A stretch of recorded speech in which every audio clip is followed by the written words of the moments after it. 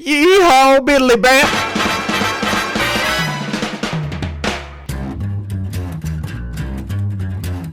I think it's time we blow this scene.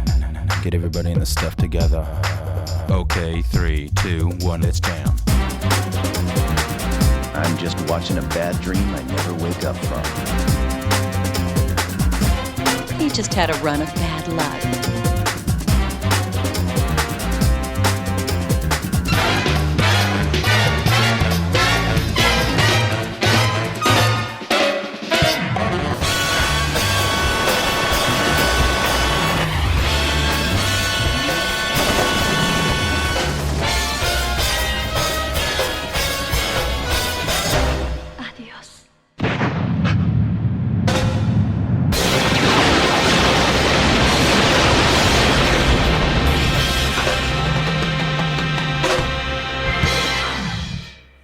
Do you guys like anime?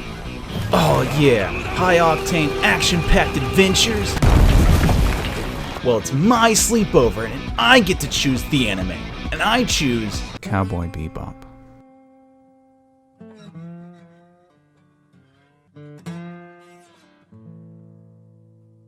oh boy, it's time for me to do the thing that everybody else has already done better. Talk about Cowboy Bebop.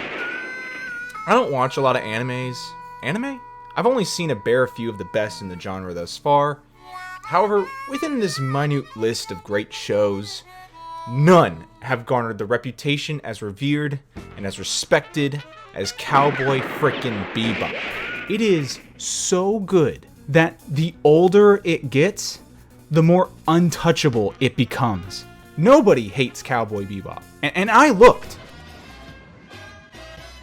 What the fuck am I watching? Even a contrarian with the most tilted, nihilistic take towards visual media would have trouble calling Cowboy Bebop a piece of shit. And you might be saying, okay, well, where's the influence then? If this was such a great show, what did this groundbreaking anime do for the genre? Well, you know how anime is popular in America now? Yeah, guess what? Bebop did that. So many people point to Bebop as the reason they got into anime, or the first one they watched, and it makes sense. It was the first one aired on Adult Swim. And by the way, to this day, they claim it's the best one they've ever aired. Yo. Alright, that's enough. It's a slam dunk to have a video called Cowboy Bebop Great and have everyone sing your praises until the cows come home. It's much harder to have a completely original opinion. I, on the other hand, just so happen to have such. And it is as follows. Cowboy Bebop sucks!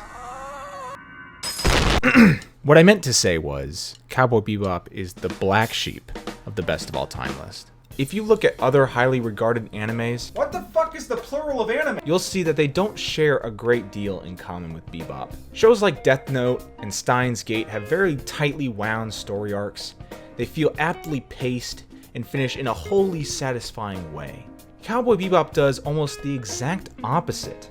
The story meanders, it leaves for a few episodes. Characters don't learn or appreciate anything from their mistakes. The ending doesn't leave you feeling like a journey that was wrought with adventure has come to a close. It hangs over your head with a depressing weight to it. And all because of this worthless mutt! And yet, the cool thing about Cowboy Bebop is that is exactly the point of it. It's almost as if the depressing and unaccomplished nature of Cowboy Bebop is exactly what they wanted to achieve. It's the same reason all of the albums in the soundtrack contain a blues song. It's honestly surprising that Cowboy Bebop is as popular as it is. If you look at similar shows that came out around the same time as Bebop, let's just say they are not as well remembered. Hardly. Begging doesn't work on you, remember? Even if it's coming from the man who took you in and made you what you are. You felt it twice already. Even your puny brain can realize my son's fist is a force to be reckoned with, or do you really believe you'll survive another one? Ah! And no offense to Trigun or Outlaw Star, both shows are really good in their own regard. It's just weird to me that Trigun, Outlaw Star, and Cowboy Bebop all came out around the same time. They follow a very similar space western aesthetic, and yet one of them is significantly more popular. Even Shinichiro Watanabe's own Samurai Champloo, again, another fantastic show, just isn't as well remembered as Cowboy Bebop is. I don't know. Maybe there's a universe where Cowboy Bebop has faded into obscurity and has become another forgotten gem, only to be picked up as a cult classic later. But that's not what happened. Black Sheep or not, Cowboy Bebop is still really, really good. Don't get me wrong, it's a good goddamn show. I mean, that should be self-evident. I use its music like all the fucking time.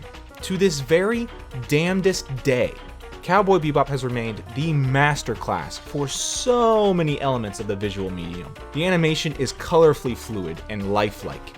All of the settings look so unique and lived in and alive. The characters are so goddamn interesting, I could listen to them talk about Herbal medicine. Herbal medicine? Fuck it. Special bell peppers and beef. I fucking love this show. Oh, this is great. I love this shit. Oh, and the music? Yeah, the music's pretty good.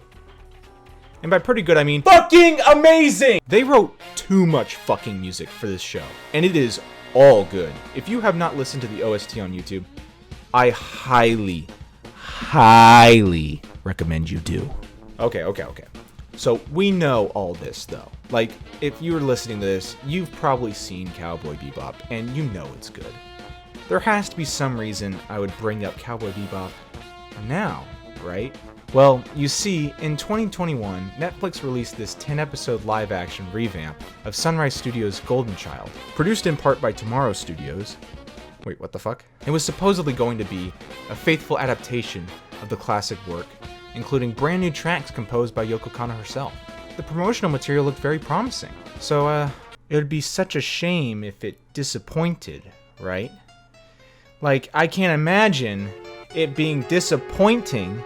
I really hope it doesn't disappoint anyone! This is a soulless, steaming pile of space trash. Step 1, pick a really popular IP with a loyal fan base. Step 2, update it for... Cowboy Bebop fans hate it, critics hate it. I really can't find any audience that likes it, even a little bit. It seems like people would rather have hemorrhoids than watch this show. But I'd forgotten about it and left it there for a whole year. I wonder what it looks like in there now.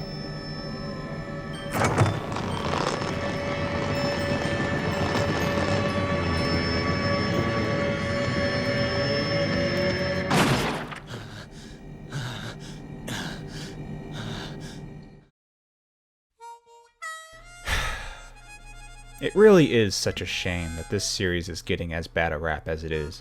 Is it bad? Yes. So who's to blame? I don't really know, actually.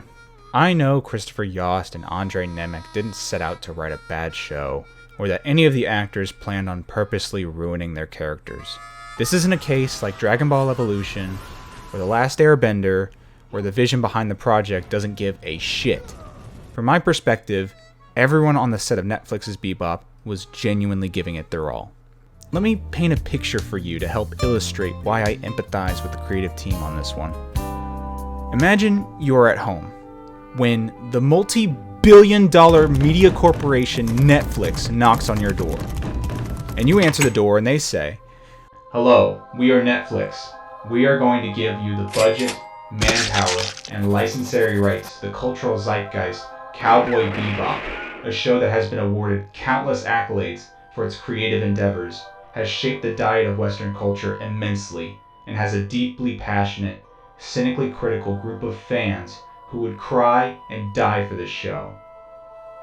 Have fun!" You would shit your pants. Like, where do you even start? Prepare to be written! I'm doing it! I'm doing it! Yeah! Yeah! And some of these, and some of these. Almost there! Done. Now let's see how it looks so far. And it may not have been Netflix's fault. It might have been Tomorrow Studios, but it doesn't matter. All I know is that the creative team tried in earnest to put pen to paper and achieve a drop of talent in the shadow of Cowboy Bebop. That being said, If you want to rip shit riot, I do. Holy shit! You want to rip shit riot? He's so fucking bad. Like, it's really fucking bad. Judd, you are black and you are male. They fucked it up. Like, God. He took off his balls. Listen, I know I just got done defending the creative team for their ambition on this one, but unfortunately, almost every creative decision made on this show is fucking awful. The writing sucks. This shower bath shower thing, life-changing. The character dynamics feel more akin to Seinfeld than they do to Cowboy Bebop. A bidet is a toilet that cleans out your asshole. What? The jokes are hilariously unfunny, if that's even possible. I've never cringed so much at a show in my life. Yeah, do it like that. Smile like that. That was cool. This is just a bad show. This isn't even a bad Cowboy Bebop adaptation. This is just bad television. The only real compliments I can give it is that the story is more consistently present, but what does that count for when everything else is shit? Okay, I need to calm down. In order to properly dissect what this show does that is in such just a violation of Cowboy Bebop, I need to break it up into chapters. So let's just start with my first gripe and go from there. Let's kick the beat.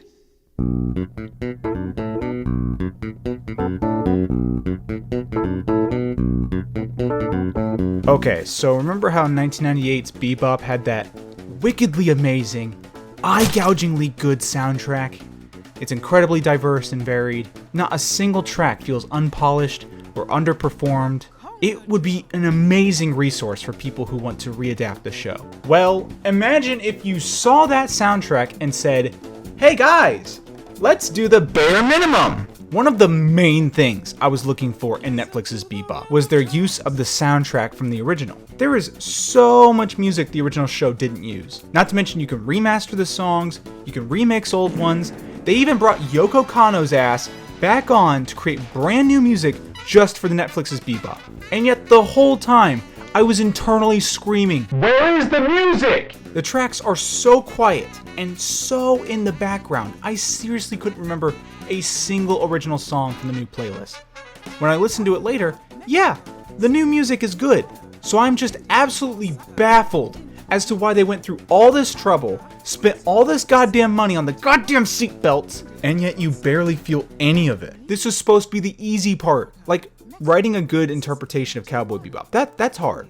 But copying and pasting the fucking music over... Look, I did it! Now I don't even own the music! Left click, right click, boom, done!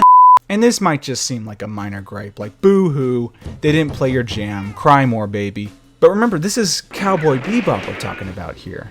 Not only did a ton of the episodes place the music front and center, but the music is also a reflection of a lot of the themes in the show. Cowboy and Bebop are just two genres of music. This isn't just a space western, it's a space western album. So many little hints are hidden throughout the show that highlight this fact. It's fucking beautiful.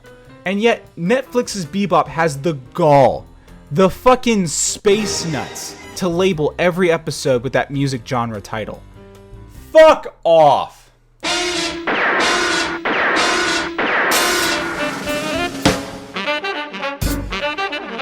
Yeah, you saw this coming. I can cry all day long about how the music isn't as good as it could have been, but in the end it had to come to this. One of the greatest aspects of 1998's Bebop was the intriguing dynamic between the four main characters, Spike, Jet, Faye, and Ed. Their chemistry on screen is undeniably fantastic. Every crew member's storied past is rife with intrigue, but is never fully revealed throughout the show. Their relationship is uniquely unsettling. They're not really friends, and they don't share a sense of justice or duty or anything familiar. Yet despite that, they depend on each other all the time. It's clear the writers of Netflix wanted to preserve this dynamic and quotable relationship between the four main cast, but despite their best efforts, every character falls pitifully short of their 2D counterpart. In fact, I'll go through each character and carefully pick apart what was so wrong with their interpretation, starting with... Of the entire cast of Netflix's Bebop, Mustafar Shakir as Jet Black was hands down the best part of the show. His voice carries the same gruff and tone as Bo Billingsley. Spike. Goddamn Spike! Spike! He was able to pull off a pretty convincing Jet Black. In fact, he was the only character that I ever rooted for. Now don't get me wrong, he never had an episode like Ganymede Eulogy from the original, but whenever he was on screen, that was when I was having the most fun. So, yeah, good job, guy. Solid, 6 out of 10.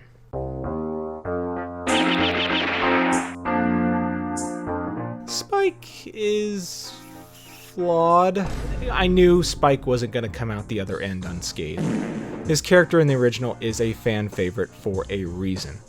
Everything from his character design to his story arc in the show is just so goddamn cool. John Cho, try as he might, I knew my brain would be like, that was not Spike. Okay, look, here's another hot take. Steve Blum's voice for Spike Spiegel is just as iconic as his hair. What? Now, I don't say that to bash the Japanese dub, or to shit on Mr. Cho over here. What? I say it because his voice carries an essential part of his character. Spike says everything in this really grainy, sardonic tone. From jokes to threats, it's really hard to pinpoint when he's actually being serious. It really makes those few moments where Spike lets his facade slip for just a fraction of a second just perfection. And unfortunately, John Cho just didn't rekindle that for me. And it's not like I hate the guy as Spike. Some of the dialogue between him and Jet is good. A bidet is a toilet that cleans out your ass. Some of the dialogue, not all of it. That being said, there are moments in John Cho's performance where it's almost antithetical to Spike's character. Jet. Yeah. There's something I gotta tell you. So I'd give it like a 5 out of 10.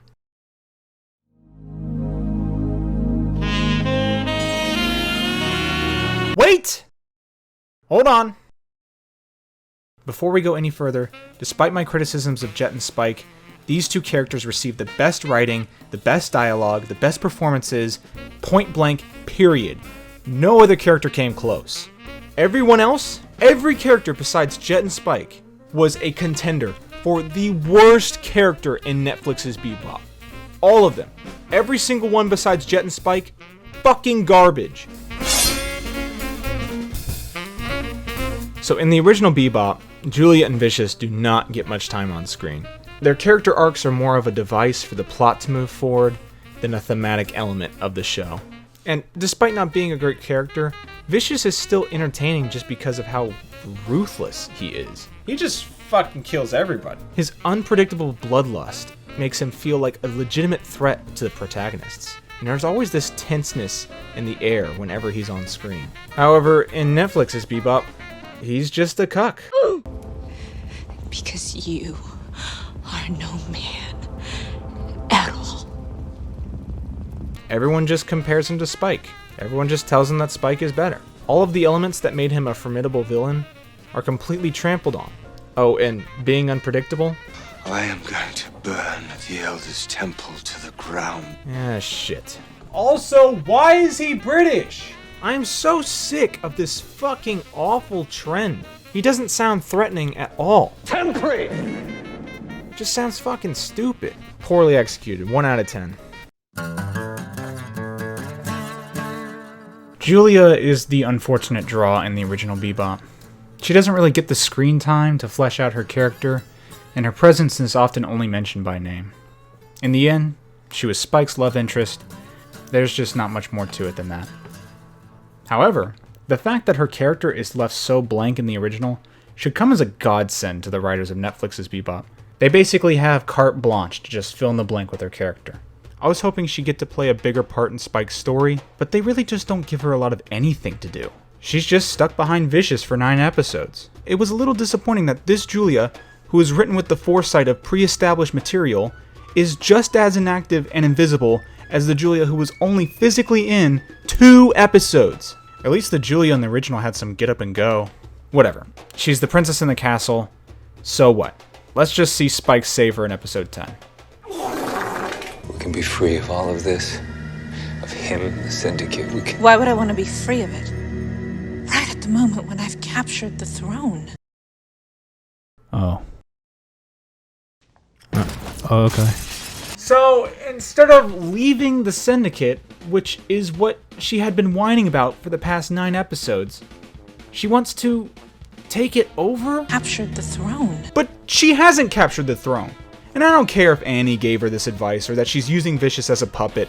Any reasonable adult, any human being would understand the risk of becoming top dog in a violent space gang. This isn't any safer. This is just stupid. 0 out of 10. 0! Now, you'd think she's definitely won. First place, worst interpretation by a country mile. Oh, no. You'd be wrong. You'd be dead wrong. Julia? She's a character who got a terrible reboot. But wouldn't you like to know?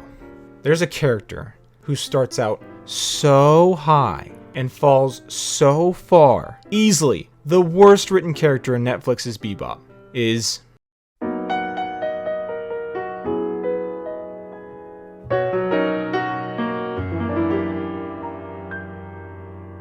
The tragedy of Faye Valentine is a heavily underrated element of the original Bebop. Faye's character is handled so well, she would easily be the best character in the show if it weren't for the astounding quality of the other crew members. After spending a half-century in cryogenic hibernation, a 23-year-old Faye Valentine wakes with no memory, no family, and no record of what happened to her. Oh, as well as a fuck ton of debt. Why are all the numbers there in red? On top of that, a womanizing con artist took advantage of her naive and vulnerable predicament, lied about being her lawyer, and then tricked her into falling in love with him, only before grifting her into even more debt. You have got to be kidding! This caused her to develop a deep fear of being abandoned, and she became incapable of trusting others. And this trait is apparent in everything about her. She's a poker prodigy because it helps her take advantage of people. She wears attractive clothing because it helps her take advantage of people. Her voice has this innocent and sweet tone to it because it helps her take advantage of people. We deceive or we are deceived. Thus we flourish or perish. Nothing good ever happened to me when I trusted others. That is the lesson. The show also does an amazing job hiding hints about her past, some of which you won't even catch on your second watch. You're looking pretty good. Hottest granny in the star system. What's that?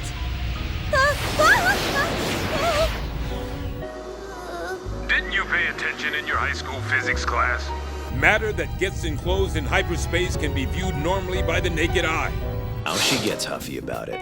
Why shouldn't I? Remember, I'm a lot older than you. She pretends to be this confident, glamorous, put-together starlet, but behind her facade, she's a terrified, confused woman who just wants to get by like the rest of us. No wonder I relate to Faye so much. Her persona is so attractive because, yeah, I felt confused and lost in my life. Go figure, the most grounded and relatable character of the show just so happens to be born on the same planet we're all from.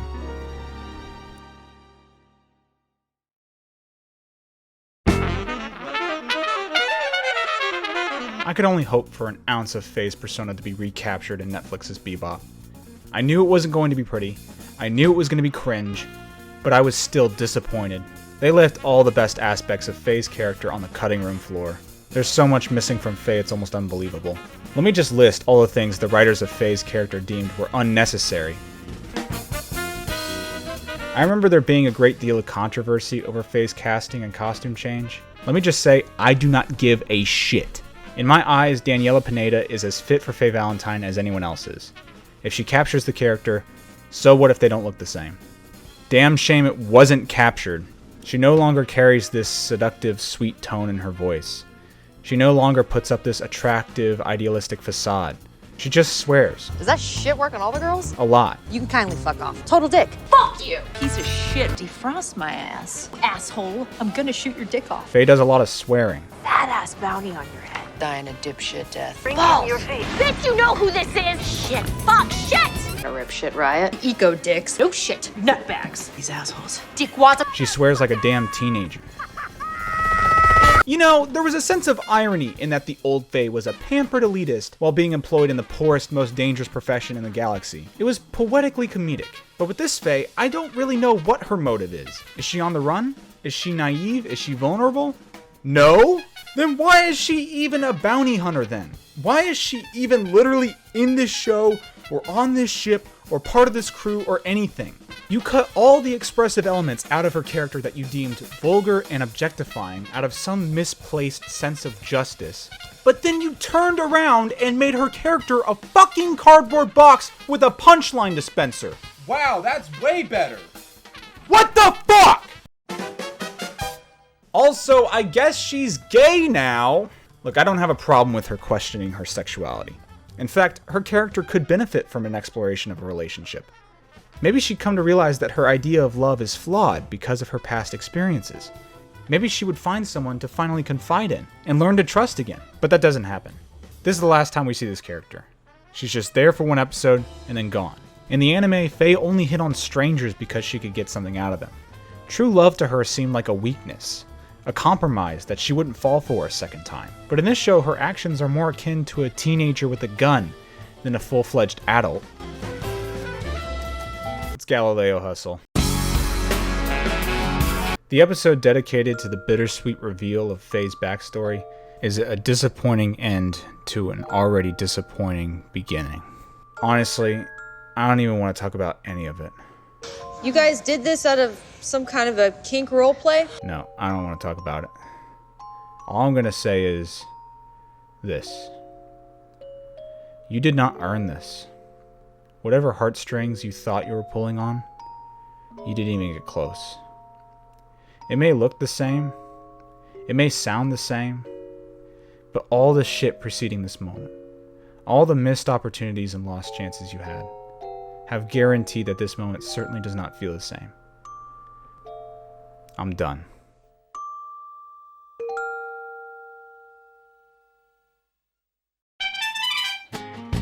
Okay, I know that was way too much and way too long, but I didn't want to just end it on a really sour note. So here's my silver lining. Ultimately, I wanted to watch a season 2 of this series. As much shit as I gave it, I feel it could have gotten better with time and found its song. Yeah, there's still some tidbits I never mentioned, like the fact that they never seem like they're starving, the dissonant art style, or even just the idea of live-action adaptations as a whole. But I am very tired and this video is very long. So, I will leave you with this. This show didn't ruin my childhood, nor did it make me stop believing in adaptations or whatever. The original 1998 Cowboy Bebop is still its beautiful self, whether this show is here or not. Greatest thing about bad shows is it gives people a chance to talk about them. And even if it taints the original image just a tiny bit, I feel like that's a weight worth carrying. So I'll see you around, Space Cowboys and girls. Until next time.